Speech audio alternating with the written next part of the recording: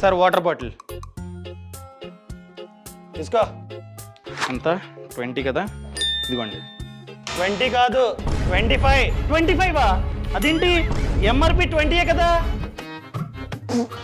ఏయ్, ఇది రోడ్డు పక్కన షాప్ కాదు, రైల్వే స్టేషన్ లో, అది కూడా రైల్వే ప్లాట్ఫామ్ మీద ఉన్న షాపు. సో ఇంకో 5 రూపాయలు ఇవ్వు.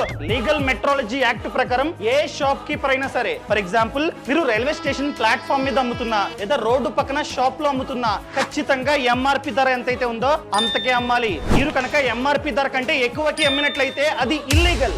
ఇల్లీగల్ అయితే ఏం లేదు, మూసుకొని 5 రూపాయలు ఇవ్వు. సార్, ఎంఆర్పి ధర కంటే 1 రూపాయికి ఎక్కువకి అమ్మినా మాకు ఈ నంబర్ కి కాల్ చేసి కంప్లైంట్ ఇచ్చే రైట్ ఉంది. ఒకవేళ మీ మీద కనుక ఫస్ట్ టైం ఈ కంప్లైంట్ అన్నది నమోదైతే 25,000 ఫైన్ కట్టాలి. సెకండ్ టైం కనుక నమోదైతే 50,000 ఫైన్ కట్టాలి. అదే థర్డ్ టైం కనుక నమోదైతే 1,00,000 రూపాయలు ఫైన్ కట్టాలి. ప్లస్ 1 ఇయర్ పాటు మీరైతే జైల్లో ఉండాలి. ఇప్పుడే కాల్ చేసి కంప్లైంట్ ఇస్తా. అమ్మో సార్,